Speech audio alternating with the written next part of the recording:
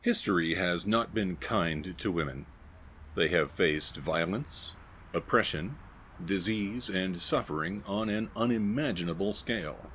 Still, some women were able to turn these obstacles into a source of prosperity, and in some cases their fame and fortune were built on lies. Today we are going to tell you the story of Marthe Richard. She was supposedly a war hero. Many of her peers thought she was a hypocrite. To better understand her story, we must begin with an examination of prostitution in France. A quick disclaimer: after considerable effort, I've had to concede that I simply couldn't pronounce some French names of people and places important to the following story.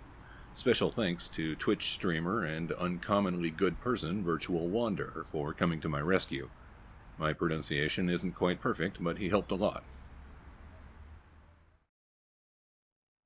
The oldest profession. France has experienced periods where prostitution is legal. It has also been through times when it was frowned upon and not allowed. Permissive attitudes about prostitution were enshrined in law thanks to an order from Napoleon. In 1804, he legalized brothels and passed laws to regulate them. One of the regulations required that prostitutes had to receive a medical examination twice per week. The invasive examinations were more degrading to these women than their chosen profession. But it was deemed necessary because outbreaks of syphilis and gonorrhea were out of control.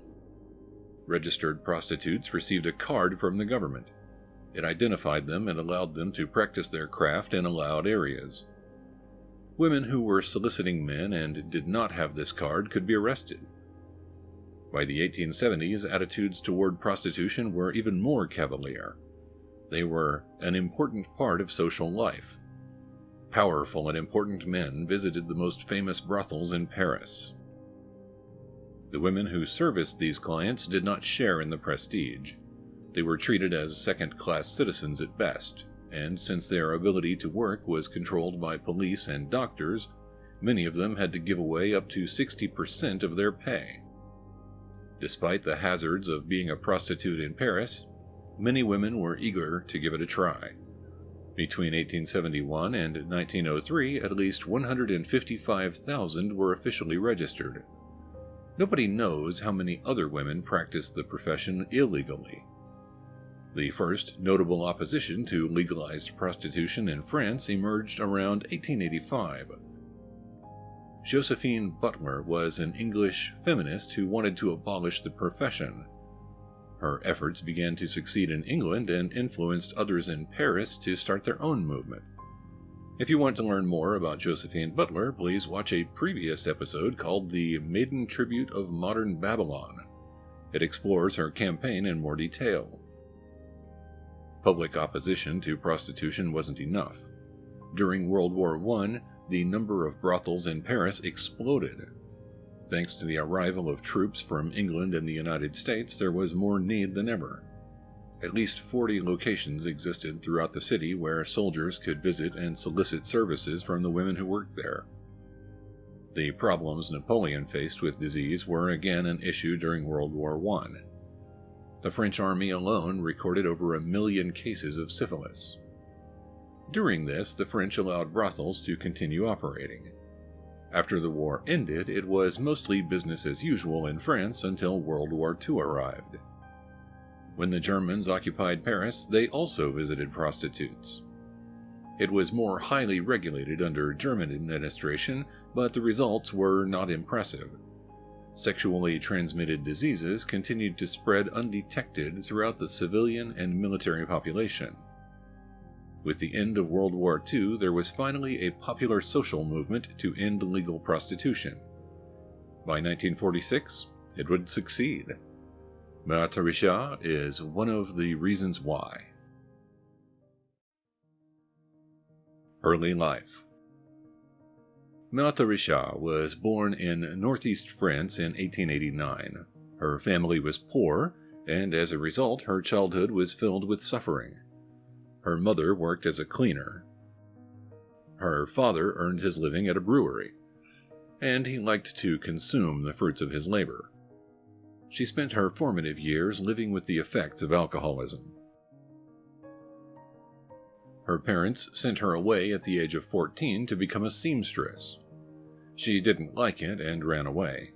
The police found her and took her back to her parents, but she soon ran away again. At the age of 16, she moved to Nancy. She registered as a prostitute there and was able to earn a living for some time.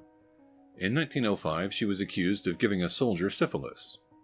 Hoping to avoid arrest, Marthe fled to Paris, where she was able to practice her craft in more luxurious circumstances. In 1907, she met a man named Henry Richard, who was a wealthy industrialist. Henry encouraged her to acquire several skills, such as horse riding. He also bought her an airplane. Marthe earned her pilot's license in 1913, becoming the 6th woman in France to do so. She informed the press that she had set a record for the Le Courtois to Zurich trip. It was a route flown by other pilots from France to Switzerland. The new record was approved in 1914. Marthe then used her newfound fame to help found the Patriotic Union of French Women Aviators. This notable event also demonstrated that Marthe had a troubled relationship with the truth. What she had done was fly her plane to a town in the east of France. Then it was shipped by train to a location outside Zurich. Finally, she traveled to Switzerland using ground transportation. Then she finished flying her plane a short distance to the city of Zurich. As World War I approached, Marthe's ability to convincingly lie was no longer a fatal character flaw. A few men thought it could be used as a weapon of war. The Spy Who Loved Me. Marthe married Henry Richard in 1915. He joined the military to fight in World War I and was killed in battle. She was suddenly a widow, a wealthy widow. Thankfully, Marthe Richard wasn't lonely at this time. While her husband was away, she met someone at the airfield where her plane was kept. He was a Russian named Zozo. Zozo was impressed with Marthe and brought her to the attention of France's spy master, Georges Ledoux. Zozo wanted Georges to recruit Marthe as a spy. More specifically, he thought she might be able to participate in a program that was referred to as patriotisme horizontal. Basically, the men wanted Marthe to have sex with France's enemies. Marthe agreed to help her country. Eventually, she ended up in Madrid. While there, she seduced the German ambassador to Spain. It was later discovered that he was himself a double agent. It isn't clear who was really spying on who, but Marthe and the ambassador were in a car accident. After that, the press realized what was happening and Marthe's activities became public knowledge. She had to give up being a spy, at least for the near future. Marthe boarded a boat and began her return journey to France. Georges Ledoux, the man who recruited Marthe, was not the most competent spymaster. Just a year after enlisting Marthe, he would recruit another woman named Marguerite Zelle. She became famous and was known internationally as Marthe Hari. In 1917, Georges claimed to have caught her spying for Germany, and she was in turn executed. Marguerite earned fame in her final moments by blowing a kiss to her executioners before they filled her body with bullets. She was not a useful spy and probably didn't give away any secrets to the enemy. Marguerite offered her services to the Germans. Although they paid her, she gave them nothing in return. She then offered to sell German secrets to the French. The Germans were angry, so they leaked false information to the French, claiming that she was their spy. The truth is that Marthe Hari was a middle-aged woman who didn't plan well for the future and had built a life based on her physical appearance. She was trying to earn enough to retire and, in the process, made some bad choices. Georges most likely used her failures to help boost his lackluster military career. Marthe Richard would not suffer the same fate. On her return trip to France in 1917, it was discovered that Georges Ledoux was a double agent. He was arrested. Marthe returned to France as a well-known celebrity. She was seen as a wealthy widow with a glamorous past. Perception was more important than the truth. War and Hypocrisy. Marthe Richard returned to France and enjoyed fame and fortune. In 1926, she married again to an Englishman named Thomas Crompton. He was financial director of the Rockefeller Foundation and was quite wealthy himself. French law at the time did not allow dual citizenship, so by marrying Thomas, Marthe had become a British citizen. Unfortunately, being Marthe's husband did not help longevity. Thomas unexpectedly died from kidney failure in 1928. Now, more wealthy and even more famous, Marthe enjoyed her new career as a famous socialite. At the time, there were also rumors that she stole designs for French planes and sold them to British intelligence. Georges Ledoux was pardoned of his crimes and returned to service in 1930. He also published a memoir that claimed Marthe Richard had been his lover. That part may have been true, but the stories he told about Marthe's spying activities were fictionalized. Marthe did not dispute the honesty of the account. Instead, she sued for half of the royalties and then wrote her own memoir that was a bestseller. Marthe Richard became known as the heroine of France. At the time, she was sleeping with French politician Édouard Herriot. Édouard would serve as Prime Minister of France 3 times. He made sure that in 1935 Marthe received the Legion of Honor. This is France's highest award of merit that can be given to civilians. In 1937, a movie was made about Marthe. The fictionalized accounts of her life were now considered to be true by most of the French public. As World War II erupted and the Germans occupied Paris, Marthe returned to her old profession. Supposedly, she ran brothels that catered to the Gestapo. However, she did join the French resistance late in the war and helped Allied airmen evade capture. As the war ended, Marthe's reputation was intact. In 1945, she was elected to the council that controlled Paris.